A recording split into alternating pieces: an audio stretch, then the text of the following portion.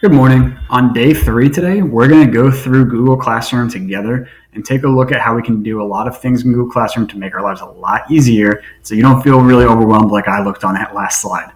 All right, so our goals today, just to recap what you probably went through in the last couple of slides. By the end of today, you should know where to find important information in Google Classroom, like our office hour links, how to get to your schedule, or anything else like that. You should also know how to get to and start your science assignments. You should know how to submit your work and mark it as done and make sure that it's being completed and marked as done so that I can see it.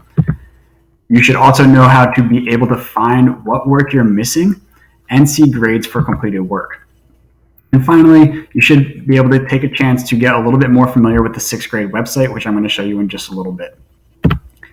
One hot tip I just went over and I just want to reiterate for you guys is while using Nearpod, it should open in a completely separate tab. That means that you can click back to Google Classroom and follow along with this as we do it today. It also means that on a normal class day, if you need to go to another tab while you have your Nearpod open or you need to start another class and you're not done with your science one, you can keep that tab open. And if you don't close it, you won't have to click back through to catch up. If you're in a live class and you get to that page that says stop, always leave that tab open so that when we get to our live class, you don't have to catch up. You're already at the page that you stopped and we can continue together. So looking at Google Classroom today, we're going to look at what classes might look like for you. When you go to our Google Classroom homepage, you're going to see a whole bunch of classes like these.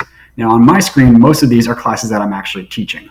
However, we also use Google Classroom sometimes for professional development, to like teach teachers how to teach.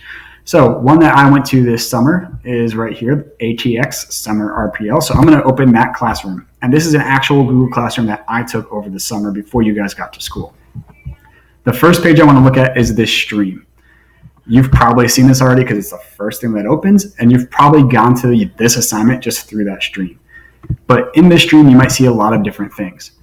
First off, you're going to see any announcements. For example, in this classroom, Crystal Collins made an announcement to everybody in the class, and I can go through and read that announcement for everybody. You're also going to see assignments posted here. When I post an assignment, you'll see a notification right on this stream, and you can actually access that assignment right through this stream, which I'm assuming is what most of you have done. Every day, you're going to want to scroll through this stream a little bit until you get to maybe like yesterday's date. As you can see, it's listed right here what day it is. So you're going to want to scroll through and make sure you're not missing anything that's posted to this stream. If I post a few things in one day, it might start to get a little busy and you're going to want to make sure you see that. So this is how you'll find a lot of your work. I may also clear things off of the stream every once in a while, which is why we're going to get to some other tabs. You may also see a private message just to you on the stream.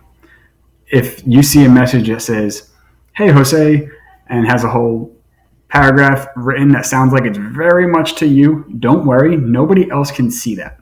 I'm just posting it to only you. So it might be just a way that I reach out to you and I make sure that you see that. It's probably the quickest and easiest way for me to reach out to you without sending an email. So make sure that you're checking your stream for private messages as well. All right, you're going to stop here and you're going to answer a few questions on the next slide about getting to your classrooms and using your Google Stream.